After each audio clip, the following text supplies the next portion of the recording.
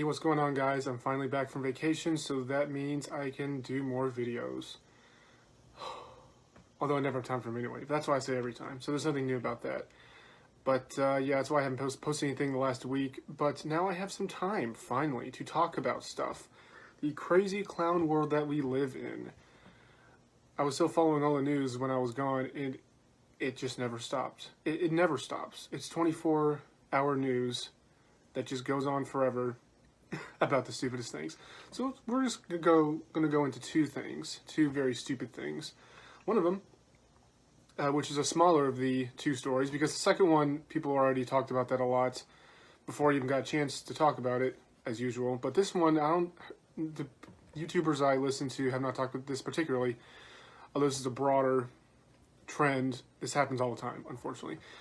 Miss Michigan stripped of title over offensive social media post.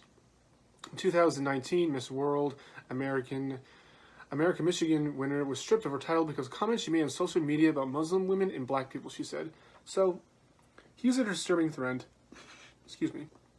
Here's a disturbing trend in America today, where you say something that someone deems offensive, which offensive is subjective, so that could be literally anything at any time, which is the scary part. Then something that has nothing to do with your comments can be taken away from you.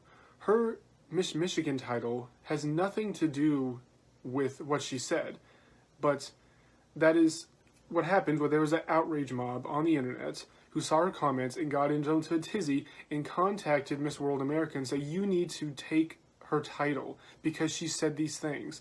And people who, they have no spine, they have no backbone, and they are so afraid of the social justice mob that has been terrorizing companies for years now with their fake outrage, they just bend the knee and they go ahead and strip her of her title. Now, does her title mean anything in the grand scheme of things? Of course not. Holy shit. I don't give a shit about Miss World America, Miss Universe, Miss any of that shit. But what the problem is that she makes a comment that has nothing to do with the, competition on her own social media way after this competition was done, and she is stripped of her title. It's the same thing of that Nobel Peace Prize winner who made comments about IQ and race, and then all of a sudden his Nobel Peace Prize, he had to sell his Nobel Peace Prize. He was kicked off the committee, he was kicked out of the group, he was ostracized in the Nobel Peace Prize social area, if you will, whatever. He was discounted. They didn't take it away from him, but he had to sell it, so basically doesn't have it anymore. And on the list of Nobel Peace Prize, he's kind of excommunicated, if you will, because he was simply reporting on the findings of his work, his lifetime work, which took decades and decades to do. And this is another example of this, although obviously it's not the same. Obviously, winning Miss World America is different than decades and decades of DNA and IQ tests. But let's stay on topic here. According to ABC News, Miss World America told Kathy Zhu that her offensive, insensitive, and inappropriate posts violated the organization's rules and conditions. Zhu shared Miss World America's emails to her on Twitter. Therefore, and effective immediately, MWA does not recognize you as a participant in any sort of capacity as relate to any and all events, and WMA, the email read. According to ABC, one of the Twitter posts, these super offensive and racist and inappropriate, insensitive tweets, this is what she said. This is, in 2019, this is what is considered insensitive and inappropriate. She wrote, do you know that the majority of black deaths are caused by other blacks? Fix problems within your own community first before blaming others. The stat that the majority of black people are killed by other black people is well documented across every single government organization that keeps track of crime by race at all. That is not a secret at all. The FBI publishes these stats every year. It's free and available for anyone to look up at any time. That's the whole crux of it. If you want to summarize this video in one sentence, that's what it's about. Wait, so she was just reporting on something she read that the FBI published, and that's insensitive and inappropriate? Like, there's so many things wrong with this. First of all, Why is it offensive, insensitive, and inappropriate to simply read something that the own government is publishing? This is the 1984 dystopian world that we live in. Someone reads that Oceania is at war with Europa or wherever the countries are. It's like, no, that's not the case anymore. They've never been at war. But the government just said that we are at war. No, take it to the back, reprogram them, shoot them in the back of the head.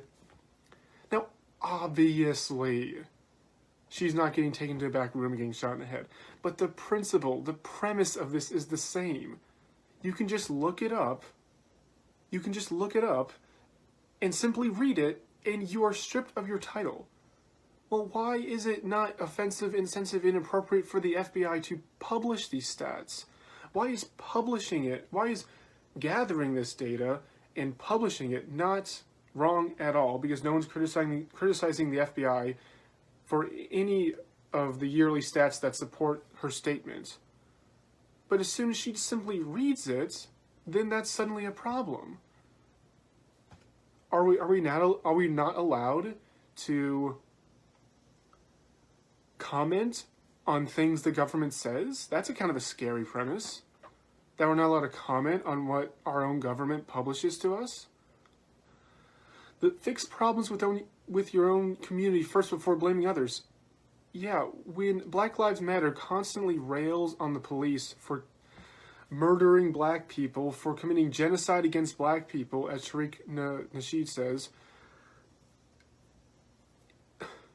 But you look at the stats, and the police killings of black people are minute compared to the killing of black people by other black people. There's just like, well, I mean, that's kind of a problem. Obviously, police brutality is a problem. No one's going to deny that. But it's such a minuscule problem compared to this huge, overwhelming problem that you never talk about. And then when someone does talk about it, their tweets have been deleted and they are stripped of their titles. Why is this problem? Why can we not talk about this problem? Why can we not talk about the problem that black people overwhelmingly killed a vast majority of black people? Why can't we talk about that? If you truly want to save black lives, if you truly believe that black lives matter, then shouldn't you want to solve the number one killer of blacks? I mean, that's insensitive. Me trying to save the most amount of black people by talking about the number one killer of black people apparently is offensive, insensitive, and inappropriate. And I know this personally because I posted almost the exact same thing on Facebook and was temporarily banned for being racist and insensitive. Hate speech. Quoting FBI statistics is now hate speech. This is a dystopian clown world that we now live in. I don't remember the exact wording that I wrote, but it was pretty similar to what she wrote. I even forget what the original comment that I commented on, but that's all I was saying was what I just said. It's like, you know that like 7.5% of the population, which are black males, commit over 50% of the homicides. Oh, now I remember. It was about police brutality. Someone was complaining that, police overwhelmingly arrest black people. Well, when your demographic commits the overwhelmingly majority of violent crime, what do you expect the police to do?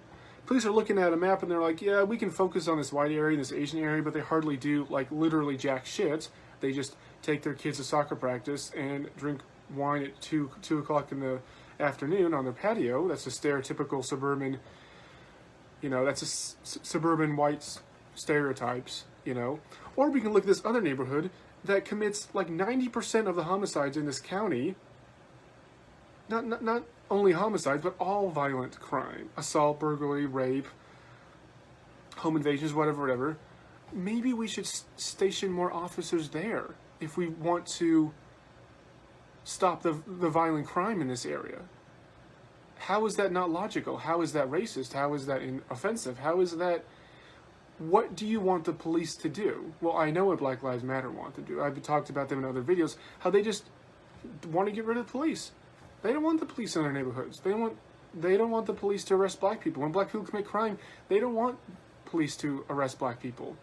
They don't want police to arrest black people for committing crimes. They want just to give them a free pass. Oh, you committed murder? Well, we want to even up the stats between the amount of white people who are murderers and the amount of black people who are murderers. So to balance the stats, to make it equal, we're just going to let all these black people off the hook. They commit a crime, no, we're not going to go after them.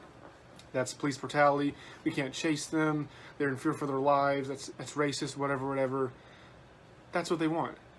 But back to the problem here.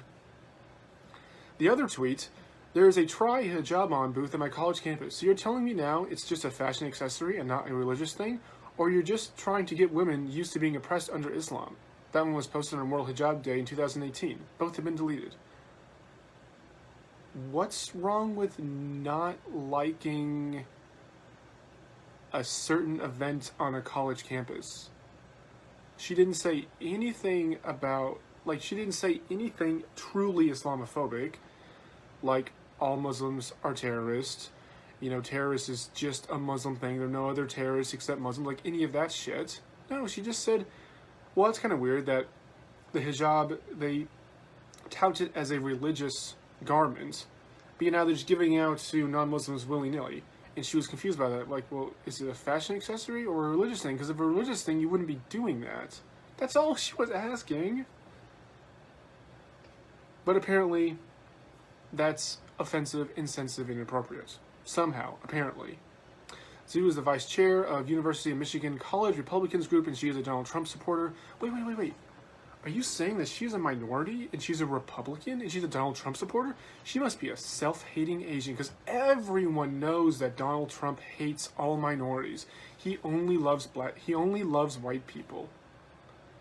So the only reason how she could possibly be a Donald Trump supporter is that if she just hates herself. Well, what a convenient excuse for the significant minority of minorities who voted for Donald Trump. I think it was like 20% of Hispanics, Hispanics were the biggest chunk. Asians were a big chunk. Blacks were like 5%, whatever. Like the Hispanic thing, 20% of Hispanics voted for Donald Trump, or something like that. I don't know. Let me look it up so I'm not lying here.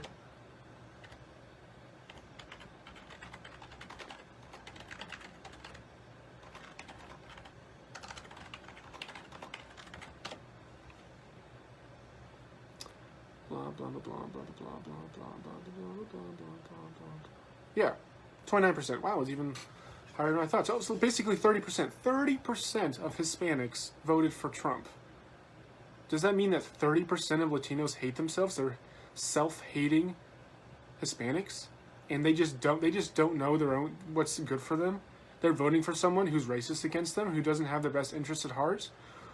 Or could it be, on a broader topic, that Donald Trump does not hate all minorities, and it's possible for minorities to vote for Donald Trump and not hate themselves? But this also speaks to the bigger problem that a person of color, a minority in this country, was silenced. Her freedom of speech was denied. But since she's a right-winger, since she's a Republican, a Donald Trump supporter, that doesn't matter. If she was the exact same ethnicity and she said something that was radically left-wing and people were, let's say, blatantly anti-Semitic for something, for example, and Republicans were trying to get her censored or stripped of her title, the leftists would say, oh, she's a minority. You can't take away her freedom of speech. What are you talking about? I thought you said you love freedom. They would totally flip it when they would say something that leftists don't really give a shit about. She says she was discriminated against by the organization, that tweets were just statistic and facts. Well, they were. Are you trying to deny that women are oppressed under Islam? I mean, I'm not saying that all Muslims do it, obviously, hashtag not all Muslims, but to deny the fact that women are oppressed in Islamic countries is simply denying reality. Do you look up the stats, the number of women who are, beaten under Islamic law, or their rights that they don't have in, Saudi Arabia and Iran, for example? I mean, how deep do you want to go into this? Are you trying to deny that black people kill other black people? It's in the 90 percentile. I actually look it up.